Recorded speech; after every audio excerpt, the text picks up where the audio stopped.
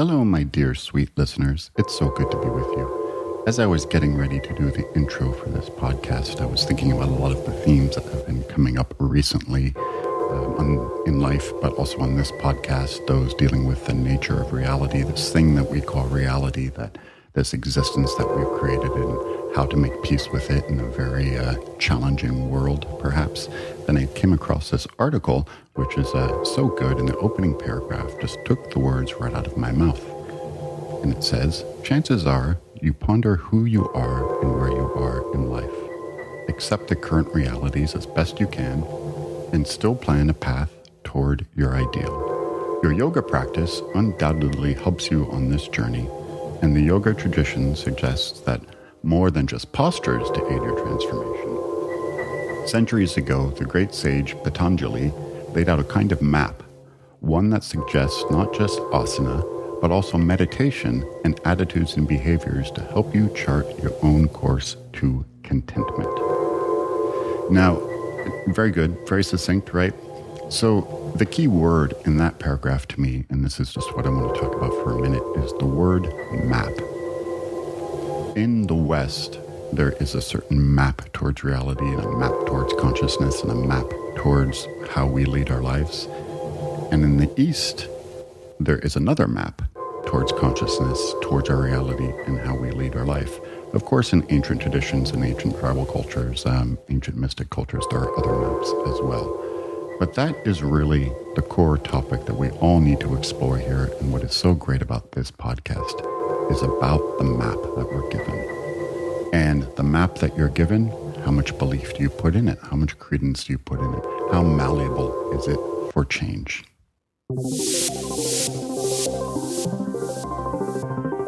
It's all happening. It's all happening. It's all happening. It's all happening. It's all happening. It's all happening. It's all happening.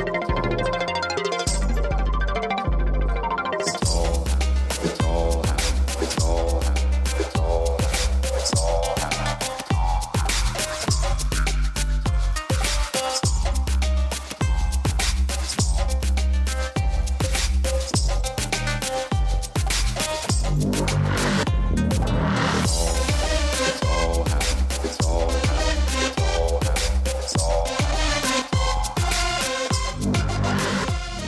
All right, welcome to the podcast, episode 86 of the It's All Happening podcast with Zach Leary. That's me, your host. So happy that you're here. This week we have Steve Ross as the guest, who is one of the great yoga teachers here in the West.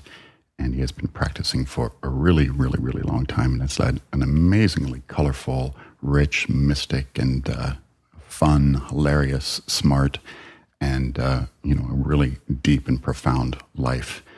And his experiences, which he will share on the podcast, just the little intro really came from that, because what I really got from Steve was he just has this amazing perspective on being able to balance out the different maps of reality, the Eastern one and the Western one, but while still keeping his feet planted in living in the West and living within, all of these parameters and finding ways to be content even when, the struggles or, the depression or anxiety or whatever these things, whenever they pop up, still finding ways to be content. And to hear him say it and to hear sort of all of these different comparisons and metaphorical analogies kind of come to light really just puts so much in perspective, because I think, no matter what side of the fence you're on, well, maybe that's not true. If you're on the other side of the fence who's okay with everything that's going on, maybe you don't think these are crazy, confusing times. But most of us agree that we are living in very, very challenging, interesting, strange, and confusing times. And, a great thread that I talked about with Steve, which sort of came up, it's, that the 60s were this amazing, huge loosening of the cultural walls and restrictions that trapped us for all of those decades before, with all of this promise for hope and freedom and, expanded consciousness and compassion and tolerance. But yet somehow we lost our way and we haven't been able to integrate all of that. So, still, it doesn't mean anything is hopeless or, despondent or cynical. There's plenty of room for change and for beautiful things to happen. So Steve Ross, amazing yogi. He played guitar with Fleetwood Mac, and he just led an amazing life. And he ran a yoga studio here in Los Angeles for a number of years that just closed, called Maha Yoga. But if you go to Steve's website, he's still teaching around LA, and you could go to one of his classes and just really get into it. He is truly, he's not just teaching this stuff, he also lives this stuff. So I really hope you enjoy the podcast. Steve Ross.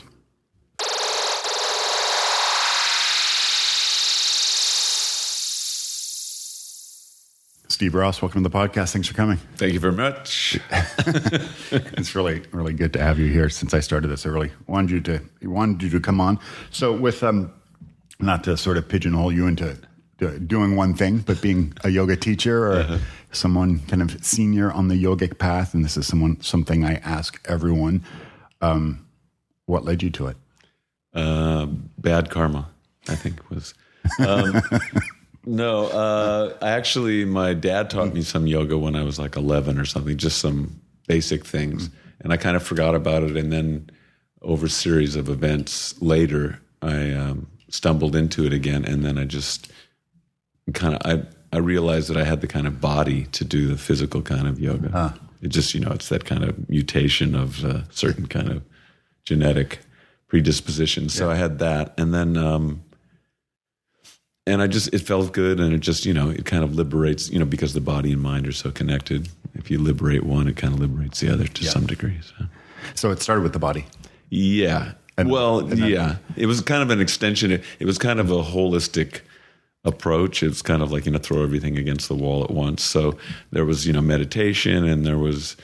okay, so you went in for the spiritual trip as well. You just didn't go in for just asana. No. Asana was... even now, it's kind of peripheral to what my main kind of focus is. So for being the main focus, well, now, however, how many years have you been practicing? More than you've been alive. Shit. That's amazing, because you do look great. So being, your main focus. I look great for 90. You look great for 90, yeah, Thanks, you thanks. do. Your main focus, I imagine, or maybe I'm wrong, has your main sort of focus or the intention of your practice, just say your personal practice, forget teaching for a second. Is it different now than it was when you started? Yeah, it's, it evolves. Everything keeps changing and evolving. And so it's, when you're 20, you have a certain mindset and that kind of... Very little mindset. Yeah, very little mindset, but that feeling of immortality. And then as you get older, everything kind of shifts a little bit, and once you go through all those experiences, just with yourself and others, you start to kind of see through some things, and you have some insight into the basic, your fundamental nature. And so as that progresses, if I was doing exactly the same thing as I was doing when I was 20, I'd be really not so smart. Yeah, right. Yeah, right. It's amazing though how, you say at age 20, you have that sense of immortality, right? Sure. I guess I did, but it's amazing how kind of stupid you are at 20. Yeah. You don't really have a clue. Yeah. It's not so, I don't think it's necessarily stupid, but it's maybe naive. It's naive. Yeah. Thank you. We got it. Yeah. Definitely naive. So what was your intent at age 20 when you started practicing?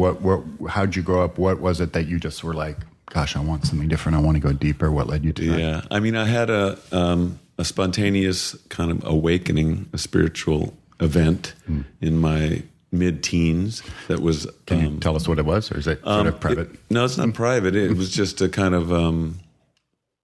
it was kind of like a very powerful psychedelic experience, but without any external stimulant. Oh. And so out of that experience, that led me to, kind of shattered the image I had of myself, and it kind of shattered any idea of what's real and what isn't. And so I started exploring that in other means, including psychedelics and yoga and meditation. And in those days, there was Ram Dass, and I met the Maharishi, and I met Ram Dass, and I met a lot of people. And so, and hung out with all those, I was reading your dad's book. I told you the Politics of Ecstasy. Yeah. My favorite. Right. And so, I was just moving out in all kinds of directions with that. And, it kind of leads you to when you're looking deeply into the fundamental nature of reality, the Western, model isn't really too deep for me. So the Eastern model was very appealing. And so that, as I met all those kind of beings, and I met a bunch of them and spent time with them, it shifted everything. And then, so the yoga was just kind of part of that, but it was also the meditation and the awareness and diet. And I just did, a lot of things all at once. And you still do all those things, right? I mean, you consider that to be kind of, it's your complete practice, all of those things kind of together. Yeah, it's just kind of a lifestyle as opposed to just having, I mean, I know people that, they go and they do 2 hours of yoga and then they just go home and smoke cigars and, and so it's a little incongruent for me. I mean, it's got to be like a full lifestyle if you really want to get the depth that it offers. So, speaking of the juxtaposition against the West, which I'm always, just consistently fascinated with, and this idea of, what we decide we've called reality here in the West, right? And today in 2017, it's pretty disconcerting. It's pretty weird, right? I'll say. Yeah. I mean, do you think it's weird, perhaps weirder now than any time it's ever been in your life? Or do you think, it's pretty totally weird, right? weirder. Yeah. I mean, it's almost like being on another planet when you're my age. Right. And you grew up, and there, there was the Beatles and there was that whole revolution in consciousness and all these kind of Eastern philosophies and all this stuff. And then when you see it kind of, mutate through the 80s, the 90s, and then now it's just like this total shit show. Yeah. So what do you think? I mean, you're a great person to ask this. And I really, it's a great person to ask who's sort of played witness to the culture for some years. Like, what do you think? I mean, it's a nice way to say I'm old. It's a nice way to say you're old, yeah. Right?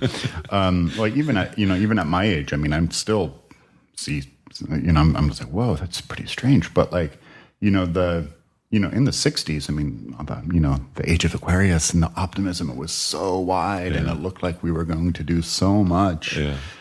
And at the same time, a lot of people do practice yoga in America and meditation, mindfulness is sort of the new thing. It's taking off. Sure. So where's the disconnect? I mean, I think it's really polarized at the moment. So there's the kind of the old school that's hanging on to their limited ways of functioning and their limited energy sources and all that kind of stuff, and we know who they are. Yeah. And then you've got the other kind of arising consciousness, which is more the yogic, ideally, the yogic community and the meditative community. Although, the problem is that all those things can also be incorporated into an egoic way of viewing the world, and so you have to be careful with that. So meaning like the conscious community? Yeah, even that. Because, I mean, there's a lot of people, we're in LA, and so... Yeah, sure, of course. You've seen it. A lot of the yoga teachers are essentially retired, or not retired, but unemployed actors. And so they're acting spiritual.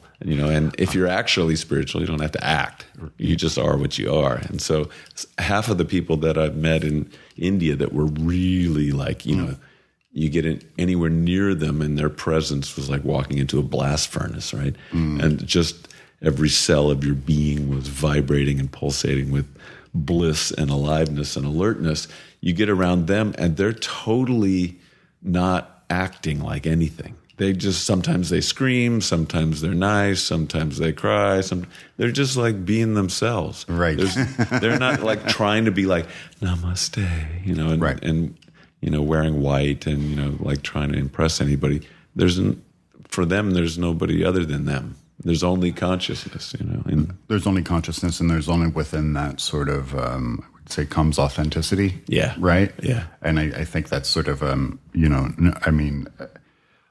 a lot of ways, I don't mind sort of the, trendy, let's just go to the trendy aspects of the spiritual movement in America, because oftentimes the person who's just doing it because it's a trend does find a real Absolutely. path. Yeah. Absolutely. And I mean, it's almost like kind of, you look at, it's like when little kids try on their parents' clothes, Yeah, that's right. It's right. kind of like that. So it's kind of, they're kind of putting their foot in the water and just checking it out. And I think, like you said, a lot of that can lead to an authentic experience. Yeah. Like I used to have a real, sort of superiority complex around kirtan, especially. They're not doing it right. Right. And then I was finally like, well, maybe it doesn't even matter if they're chanting the names. And eventually I met somebody who kind of discovered a pretty serious path through a kind of a pop kirtan act. And I was like, oh, okay. Well, that's fun. So that's cool. Yeah. I mean, it doesn't really matter as long as it's coming from,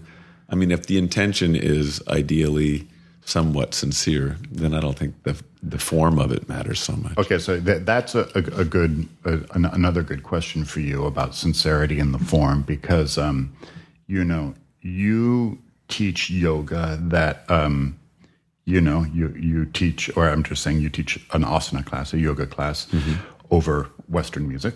Yeah, loud Western music. Exactly.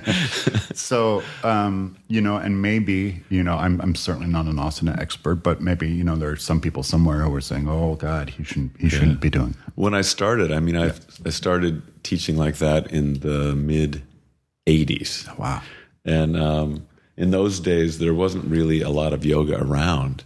It was minimal. Right. And there were, like two yoga places in LA as opposed to 2 on every block. Right.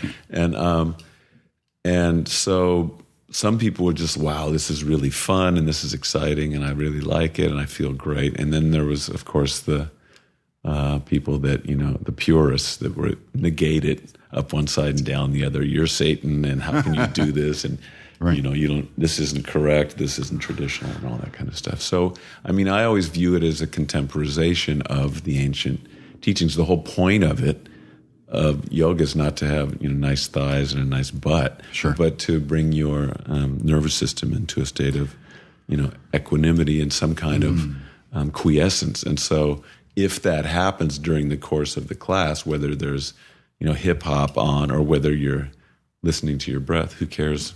Who cares what works as long as it works? So, bringing the nervous system to a sense of equanimity. Yeah. So. Okay. Yeah, is that kind of... No, that's good. I like it. I want to dive into that, yeah. Okay. I mean, the thing is that really meditation and yoga, it's kind of a technology of balance.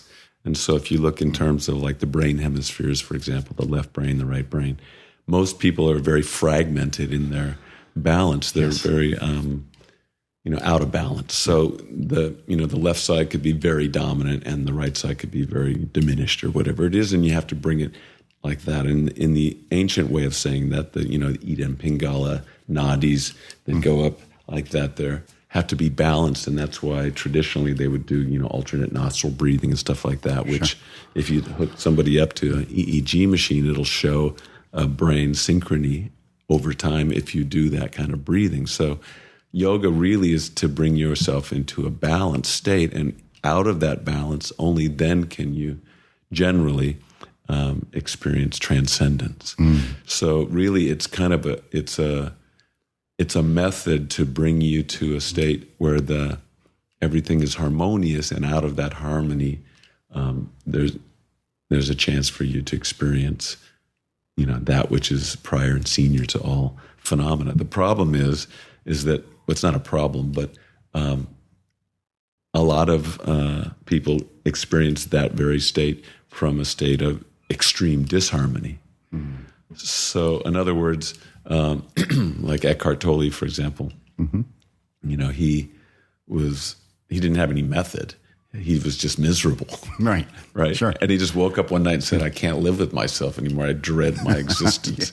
And out of that, he later explained he went into this state, and he explained it as the fictitious entity I thought I was collapsed under the weight of all my suffering, which is like brilliant, right? Oh, God, that's so good. Yeah. And so when you kind of see that, you realize methods are great, but it's really not about methods. Yeah. It's really your time or it isn't, kind of, is the way I look at it.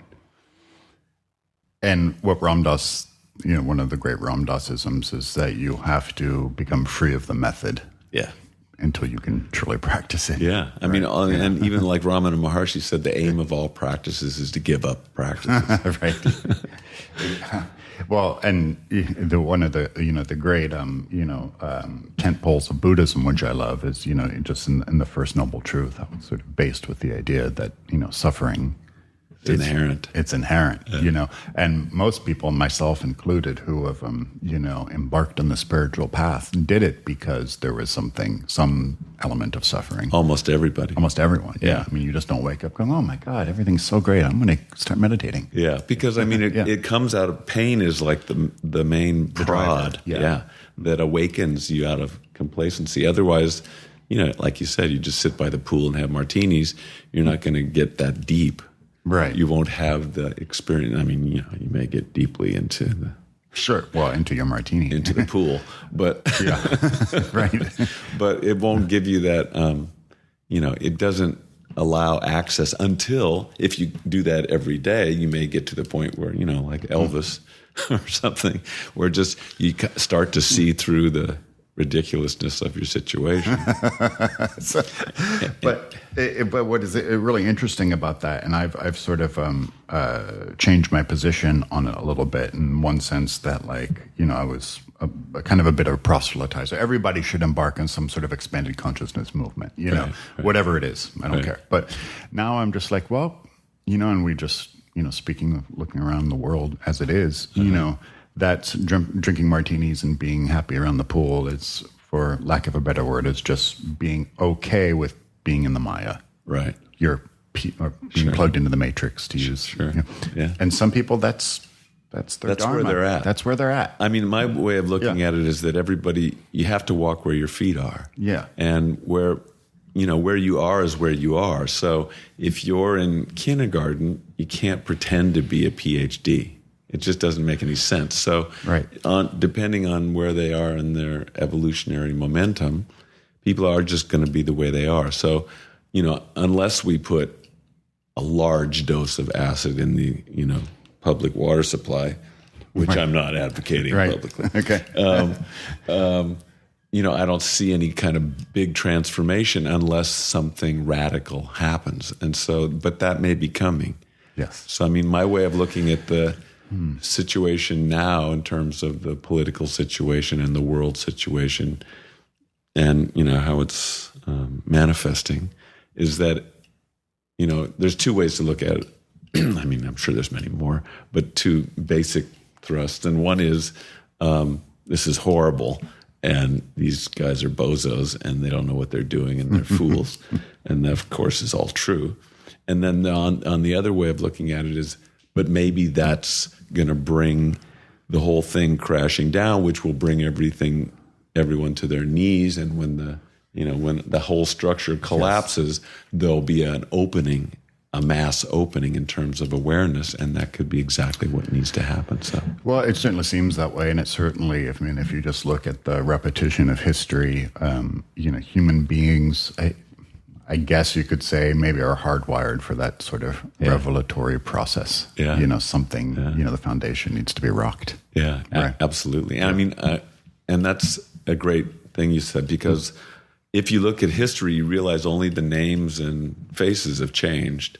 Yeah, it's always the same. It's always the same thing, right? It's always somebody dominating somebody else, and it's always about power and control, and some kind of manipulation, and money plays a part. Of course, greed or something like that. But part of the thing here in America, which I find, especially, here on the west side of Los Angeles, is the illusion. It's so palpable because look, everyone was fine. It's a real nice day in Santa Monica. Right. I mean, what do I have to worry about? Right. Whole Foods is open, right? Right. What do you mean there's a problem? That's true. I mean, it's a bubble. It's a bubble. Yeah, and that's sort of a weird thing. So, so just going back for a second, talking about the effects of the yogic technologies and experiencing transcendence. Mm-hmm. What does that do to your consciousness? Everything. I mean, the consciousness itself is unchanging, but your awareness of it totally can be transformed. So generally, because we're so enculturated in the way we are, it's like walking around with blinders on all the time. So we only have a very limited idea of what's real and what's possible and all that kind of thing. And then when you have an experience, which that's anything that's kind of blows open your awareness to the point where your identity is oh my God, yeah. somehow, if not threatened, at least challenged. Yes. Then you kind of see past what you see. Once you don't believe in Santa, you can't go back. Right. It's like that. So when that kind of blows open like that, it shatters that illusion of that feeling of that little egoic little me, that sense of I'm separate from all and everyone and everything and all that stuff. All that gets thrown out, and in its place, you start to recognize that there's only life, and life has all these different expressions and all these infinite forms, but it's only one life, in the guise of form. But that's such I agree and relate with everything you're saying, but what is so intense about that is it's so antithetical to the American experience. Totally. Because we're right. And so that's kind of like, for some people could be a scary thing, because what you're suggesting is like, oh my gosh, you're no longer going to be Anna, Jane, or Patty. You're just going to be Right. But that's based on the presumption that you can't function anymore. So if you get into the non-functional state, then absolutely you're right. And I've met guys like that. I met a guy in India they called him the Bench Swami, and Ramana Maharshi hugged him, and he went into a state of permanent samadhi where he was just absorbed in reality. You could feel the presence around him, but he was non-functional. They had to kind of stuff food in his mouth, and he was out of it. But that's very rare. And in India, they know what to do with that. They take care of them, and they worship them and everything. Here, they would just, give you meds and stick you in a room, So because they know what that is there. We don't have any idea about that kind of stuff here. So we're very naive in terms of altered states of awareness here. And we add meanings that are sometimes not necessarily correct, I think. Altered states of awareness. And, when I asked you about consciousness, and I agree, like consciousness is all pervasive. And, I consider it to sort of be a disembodied place. Formless, right. Yeah. And we just have this window into it, right? Yeah. So these practices just change your awareness of that.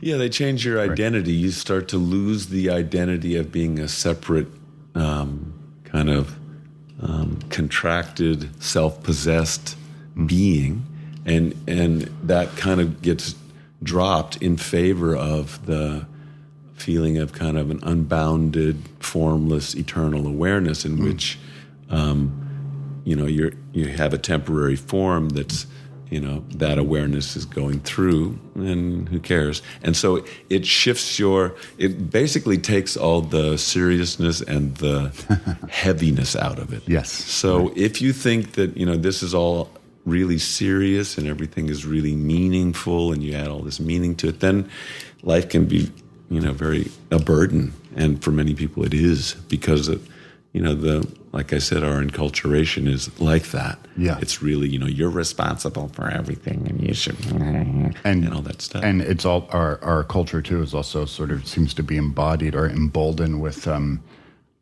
having problems. Yeah, you got to have problems. Very dilemma based. Yeah. If you don't have problems, what do you mean? You got to have your shit, man, right? Yeah, but I mean, if you get in this state that I'm speaking of, it's not that you don't have problems on a functional level. Obviously, you still have the IRS, and you still get a flat tire, and you still have to pay a rent. You still got to pay rent, and you still have to do all these things. So all that, it's kind of like a balance between you're aware now.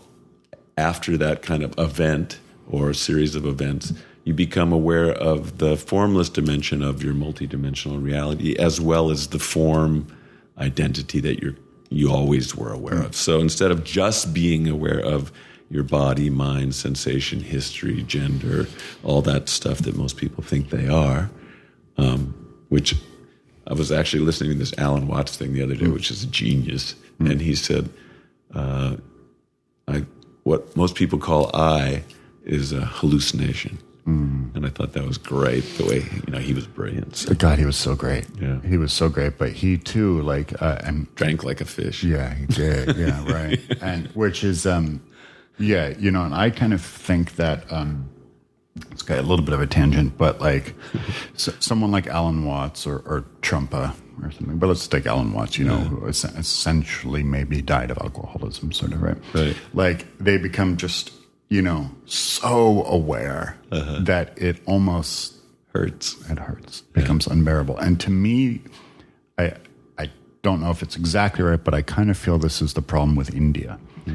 You go around India and so much of the country is just kind of high on God. Right. They're just kind of buzzing around and those beautiful eyes are always staring at me. Sure. But then, the floor is covered with trash because they just didn't get the memo on that stuff. Right. And you're like, whoa, what is going on? I mean, it's really interesting because the East and West thing we were talking about earlier, when you go to India as a Westerner, especially the first time, you have no reference point for what that is. It's just kind of like, what is this? Here's people that have no arms, no legs, one eye, and they're happier than anybody I've ever met in the West, right?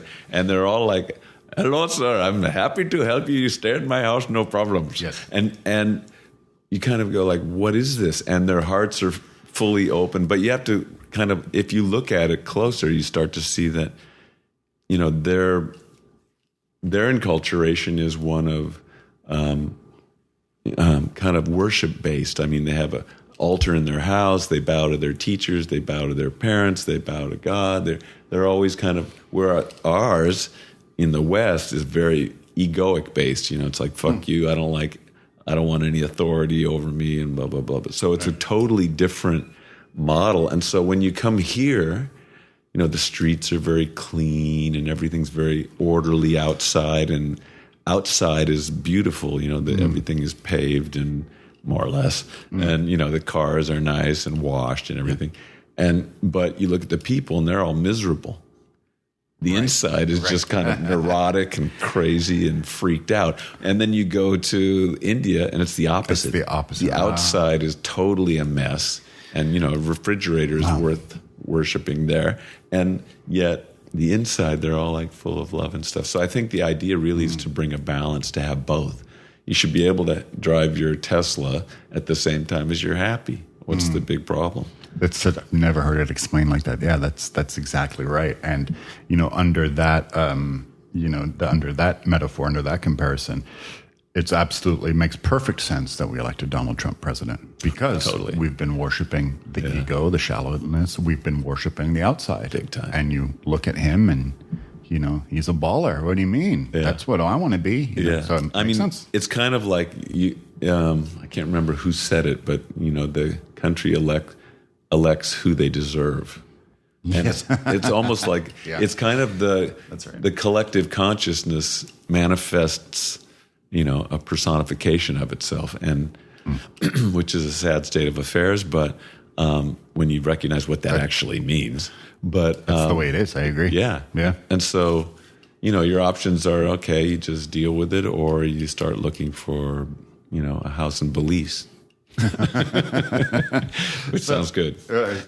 Yeah, I mean, I or maybe even both, because I didn't completely I haven't completely lost hope yet, because I did, not to get into the whole political thing, but what I always say, and I say this on this podcast a lot, we have to remember, Bernie Sanders could have won. Right. I mean, at least he was in the conversation. Yeah. Totally. Whereas that used to be sort of a fringe political narrative. So at least maybe there's some kind of hope. I mean, I think there is. I mean, I think it's just really polarized at the moment. It's almost like, I don't know if it's even half and half. It may be 60-40, 60 being kind of conscious and 40 being just, But the 40 votes. Yeah, that's absolutely. The thing. They're mobilized and they vote. Yeah. So, okay. So with to get back to this whole sort of blueprint of what consciousness is, and what is your definition, and what is the role of God within all of this? Depends how you define God. How would you? I mean, can you share that? Or some people it's private. I don't know. Yeah. But No, I mean, it depends on your experience. So if it's just belief based, if it's just kind of blind belief, as in a religious upbringing, then that kind of definition doesn't really interest me, because it's just all it's just passed on, whatever. Yeah. But in terms of your own experience, if you look at the lives of many saints and sages and stuff, they all experience it differently, depending on their personalities, I guess you could say. Not really personalities, but their kind of inherent differences. So some experience God as other than themselves, in which they invoke the presence of, and they worship that, and they feel it's a dualistic model. Whereas somebody like Ramana Maharshi, it was all the self. So God, Guru, and self are one. All one. Yeah. And so it's not like, and that's not coming from arrogance. It's coming from the recognition that, again, there's only one life, and all and everything is but a expression of the one. So, including you. So it just depends on your experience. My personal experiential was that, which is that there's only one, that only God exists. And so the real question for me is not if God exists, but do you exist as a separate? Are you actually independent from life? And that's an impossibility.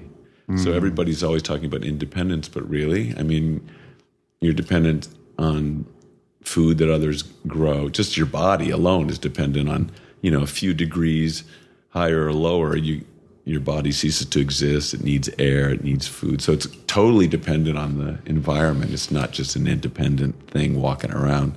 And that's just the body. But in terms of your whole kind of existence, there's only, are you actually separate? I mean, that's the egoic presumption that you're this separate being, and that gets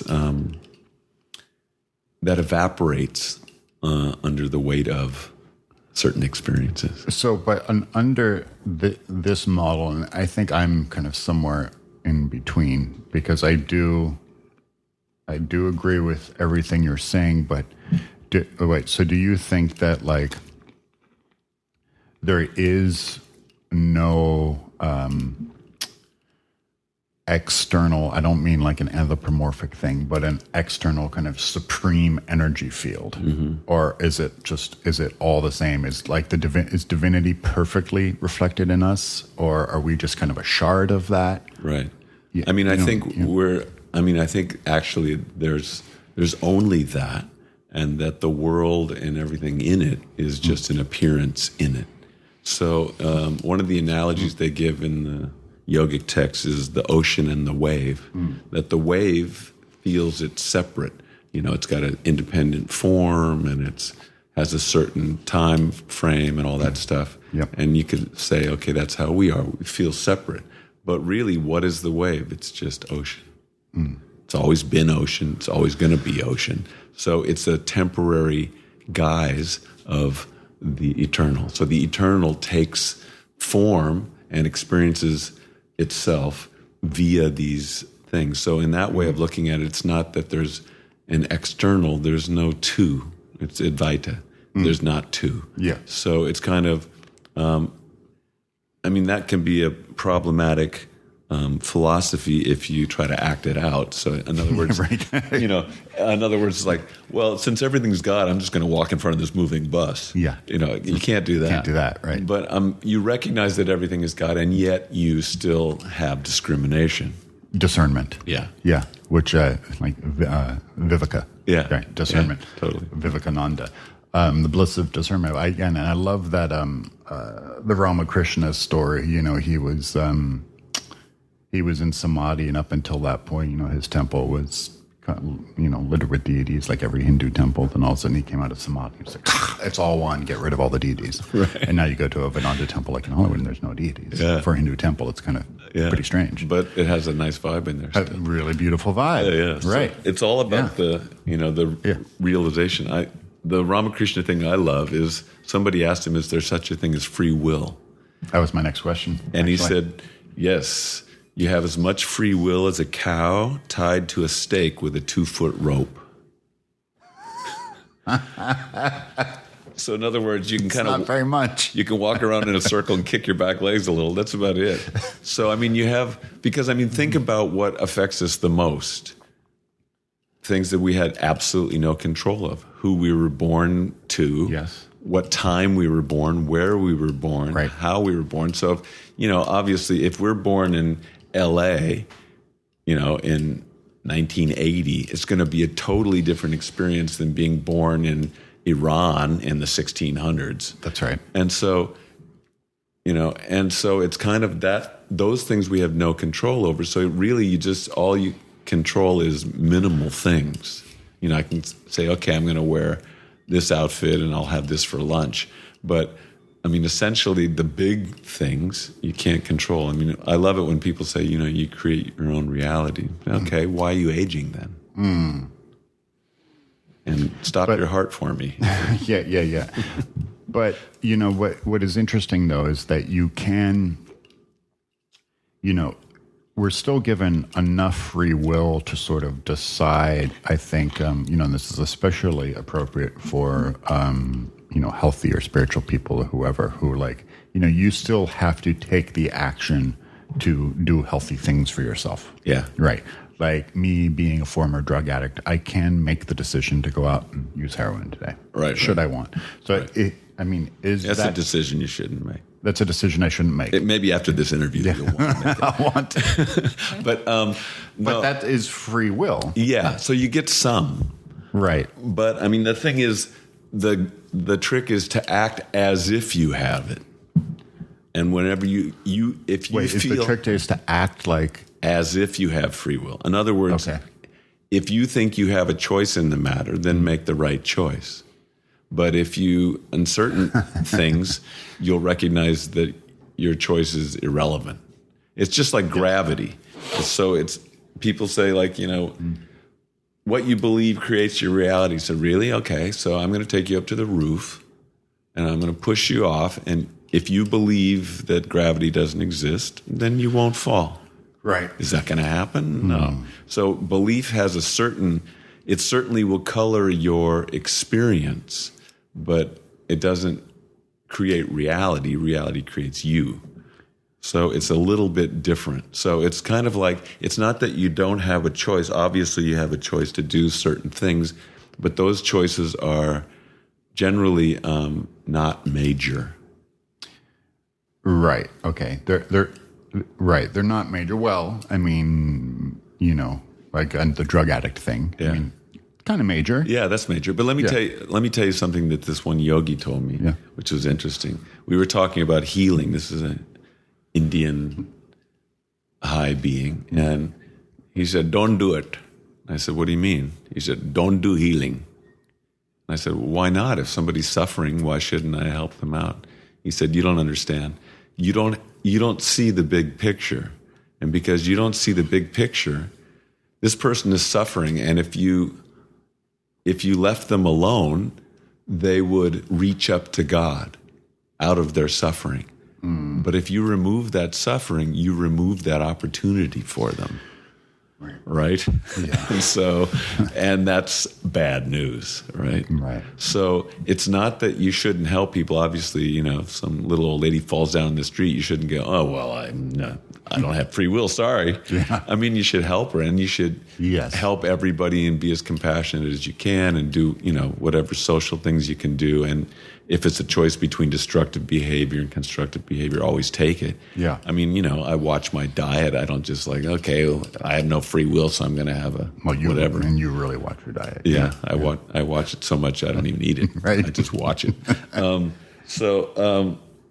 You, like I said, you act as if you have free will and you take the appropriate choices. And at the same time, you recognize in the big picture, you don't really have a lot of say. So where does karma, like in sort of the whole wheel of karma, sort of fit into this whole thing? Because sometimes people love to, really spin big yarns on karma, and, I kind of have a problem with kind of the idea that, samskara is like the whole reincarnation thing, and we're just recycling energy, and it's a constant wheel of life. Right. But then I'm picking up karmas along the way, and that like, hey, possibly, what if 3 lifetimes ago I was, Jack the Ripper, and I'm paying for his karmas. Right. That doesn't seem right. Yeah, that doesn't seem right. That's not right. Would you like knives a lot? So where does karma fit in on all that and within the decisions you make? It really depends on who you ask, because some schools of thought say karma is like if you do good things, you get good results. If you do bad things, you get bad results. And others say the actual word karma just means action. It has nothing to do with cause and effect. And so, another school says, if you think you're the doer of the actions, then you get the result of them. If you recognize that there's only life and it's all a spontaneous happening and that you're not doing anything, it's just happening through you. You're the instrument through which life is expressing itself in a certain way. Then there's no karma. So it's kind of, and things happen, because this is a polarized, in order for manifestation, creation to happen, there has to be duality. There has to be polarity. Yes. It has to divide into, hot, cold, sun, moon, good, bad, male, female, all the dualities. And so you can't have just one without the other. You can't just say, like a Hallmark card, it's all sunsets and puppies and everything's wonderful. It's like, yeah, and there's also decay and death and dramas and stuff. So it's kind of, from my point of view, it really goes back to the same thing. You do the best you can given the awareness you have, whatever that is in the time. I mean, if we both look back, if you look back to when you're 18 and I look back to when I was 18, would I make the same choices? Of course not. Definitely not. I hope not. Yeah. But maybe. But, when you're 18, it makes total sense. That's where you're at. You're walking where your feet are. And it's through those lessons that you learn from the consequences of doing certain things that you kind of go, okay, that doesn't work. And so out of just kind of observation, you can just kind of go, okay, that didn't work. And it's not that it's good or bad or any moral drama. It just doesn't work for me. I don't like feeling hungover, or I don't like, sleeping in the street or whatever it is. Although happy people sleep in the street in India. Sure. So it just kind of, I think it's, wherever you are, you have to make the most informed choice you can make at that given moment. Yeah, of course, right. Yeah. And given all the different variables you're said of wherever you are, right. But you don't want to worry about karma, because otherwise it just becomes a big mind fuck. I mean, I think if you just kind of go, oh, my karma is responsible for the flat tire, my karma is this, my karma is that. It just kind of becomes it's really a pedestrian way to look at the whole thing, I think, and it just kind of, I don't think it is. It's very conventional, maybe, but I don't think it's necessarily fruitful. And also, I don't think it's also not necessarily accurate. Like there is somebody I know recently, young person, 34, and has cancer and looks like bad cancer at age 34. And very healthy lifestyle and all that. And somebody said, "Well, God, what kind of karmas are those?" And I'm like, I don't think so. Right. It doesn't feel right. I mean, there's that story. There's a story in India that it's a long story, so I'll just give you the summation. But basically, this one person lived to be really old, and then this other person, died at 12 or something. And they said when they got up to heaven and everything, they said the old person had bad karma, even though they had a healthy, long life. And the young person got out fast for good behavior. That's a great way to look at it. Yeah, I mean, even Ram Dass talked about that in some story, which I can't recall exactly. So, I mean, a lot of this has to do with you said making choices, making like the best choice that you can, or the best decision that you can at any given moment, given what you have to work with. So, throughout your life, you've been on this on the yogic path, but has temptation, because you've also at times, had more than a foot in the world of rock and roll, right? Big time. Yeah. So, like, did that change your perception of like of all that? Because I mean, Did I take any detours? Absolutely. Yeah. I mean, the thing is, and again, that's the perfect thing. I mean, I sometimes say, I have one foot in the bar and one in the ashram, Right. because it's, it's such a radical difference of lifestyle. Yes. So when I was touring around with a rock and roll band when I was young, and I had hair down to my waist, and then I was in Australia and I met this yogi, and I had this out of body experience and this radical thing, and then I dropped all that and followed him around for years. I mean, you just kind of you follow your bliss, kind of, and in the 70s and 80s, the rock and roll lifestyle was much more radical than it is now. Yeah, right. And there was no, no phones to document it. So that was much better. And so, I mean, it's like, my one friend told me, he said, yeah, they say I had a good time. I don't remember. So it's like that. So, I mean, you have the interesting thing about that, I think, anybody that's sincere in their search for truth or freedom or reality has to explore everything. And it's not like you can't just go, okay, now I'm going to, put on a turban and I'm done. You have to explore everything. Mm-hmm. So you have to explore, drugs, sex, depression, everything. You got to just go for the whole thing. And if you're really sincere, you'll explore all these different avenues and recognize through that exploration the limitation in all of it. And when that happens, you get to a point of, you could call it psychological bankruptcy, essentially. Yes. And that means you get to a point where there's no options left. Everything that, society's presented to you as a possibility, you see as nonsense. You just see its unworkability. And so when that happens, that leaves you in not knowing. And that crisis can be the most important moment in your life, because if you can be comfortable with not knowing and just being open, that's a portal into reality.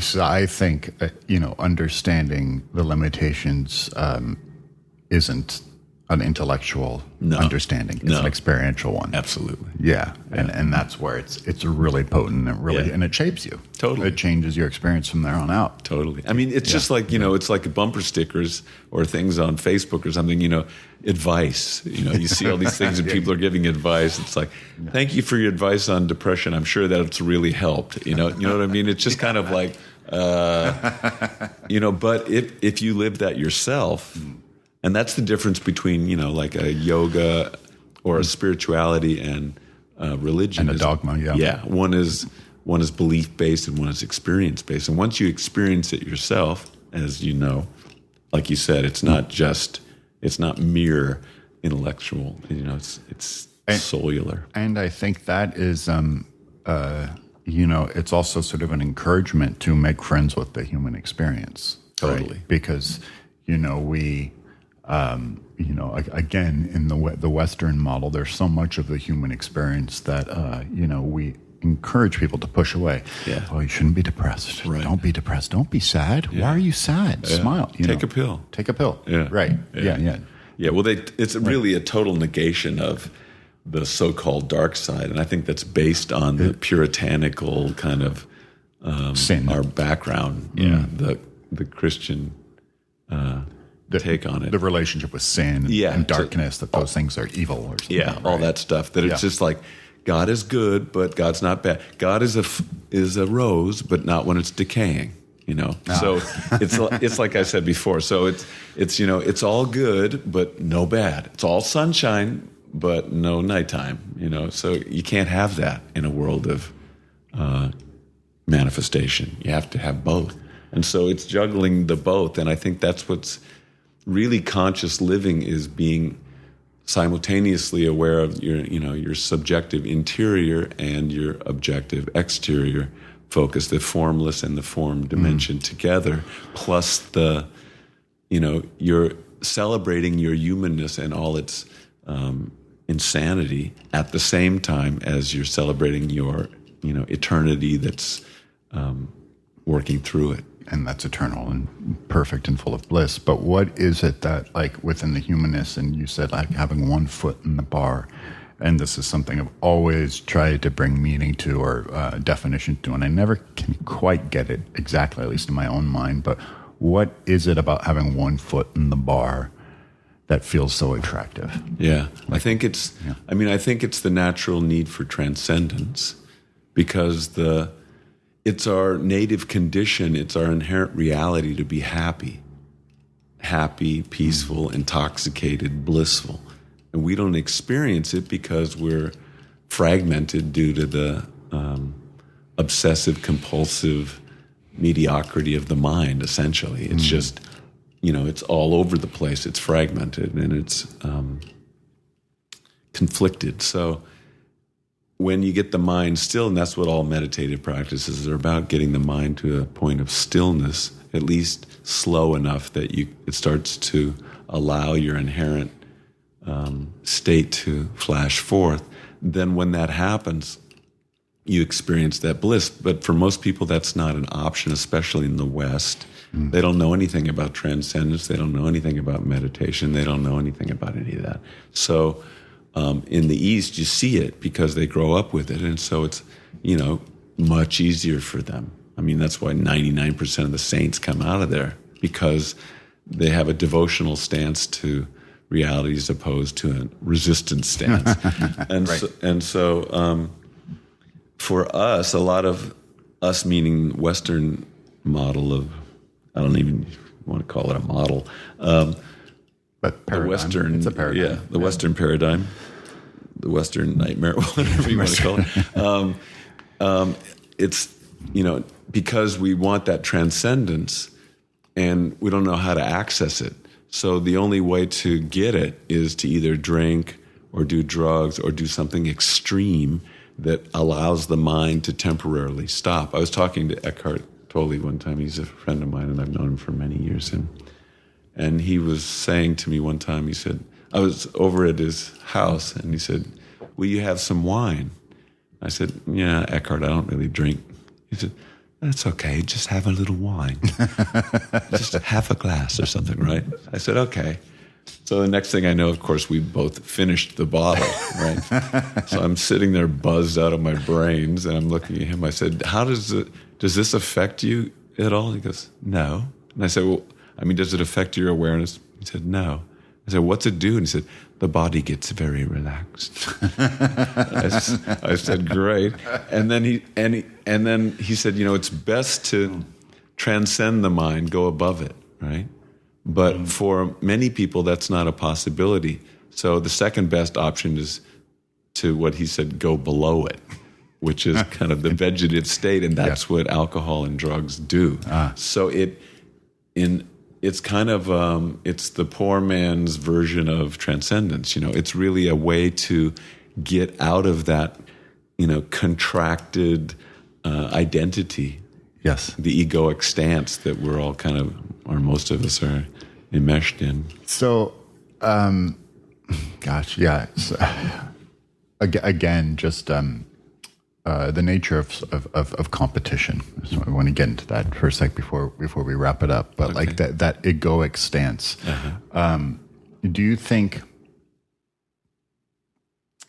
And this is, I like to ask bhaktas this too, because, and so many of, our great texts within our tradition, the Bhagavad Gita is set on a battlefield and, there's wars and all this stuff. Right. So where do you think competition and, I don't want to say war, but sort of, dissonance or discourse lies? Is that part of our experience, or are those just sort of like metaphors to sort of like counteract and to tell us, hey, we should just get along because, look, those don't work?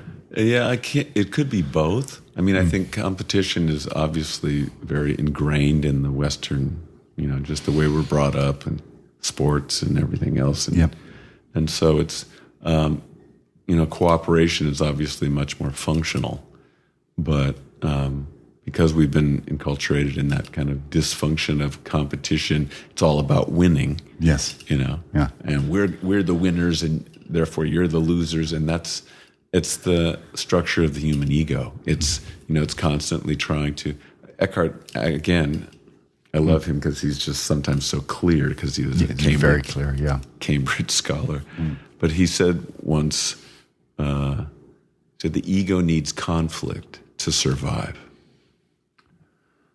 And I thought, wow. I mean, just take that out as far as you can. So it's not just your personal ego is always looking for some crisis in order to define you, but collectively, look at the nationalism and look at, we're the best, and so we're going to attack you and tell you what to do. It's all that kind of, it needs conflict to define itself. Because if you don't have conflict like that, the ego starts to melt away. That sense of separateness that is, always trying to enhance its own image and defend itself starts to melt. Right. Without all that. And that becomes scary for people that are super identified with it. And this is, I think, the big ingredient in the dysfunction of relationships, romantic relationships, because there you are in this relationship and it's this perfect union of love and perfection, and it's so beautiful. But most people, essentially, at one point or another, one of these people will, the ego will look for that conflict and start to fuck it up and ruin a good thing. Yeah, right. Always. I mean, and it's not intentional. No, it just happens. Yeah, and it's not just in that relationship. I mean, it's even if there was nobody around, they would create some kind of conflict within themselves. I'm not good enough, or I shouldn't do this, or I shouldn't do worthy, that, or all that kind of self-negation. But yeah, it plays out in relationships and in businesses and even in the yoga community. There's a tremendous amount of, competition and it's funny in that sense because people always go because, I owned a yoga studio for 20 years. So you can imagine what I've seen. Maybe you can't, but it was radical.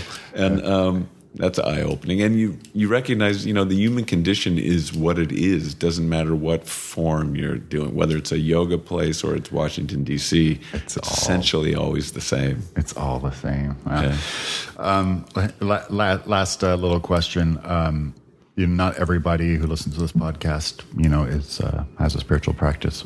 If anybody's looking for some place to start, where do you kind of recommend they start?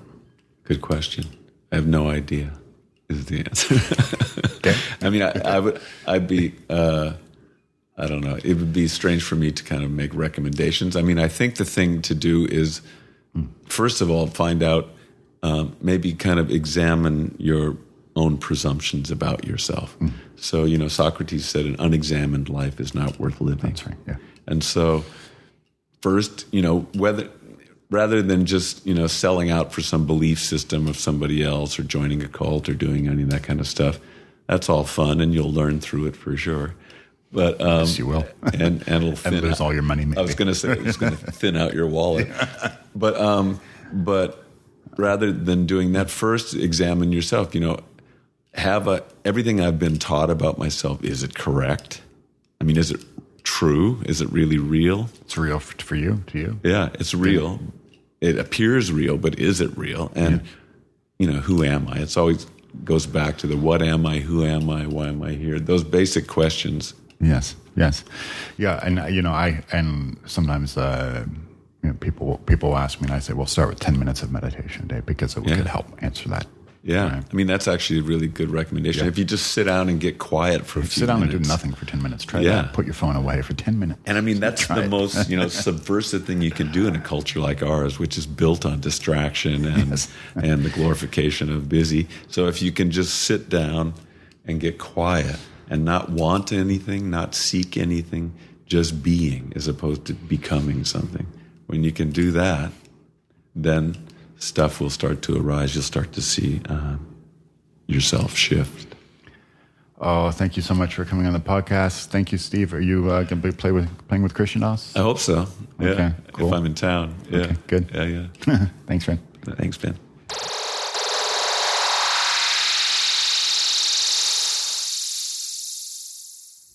Thank you all for listening. And don't forget to check out the Maps podcast as well, which is another podcast that I'm hoping it's coming along very nicely. Check that out and support this podcast if you can by using the Amazon portal to buy your stuff.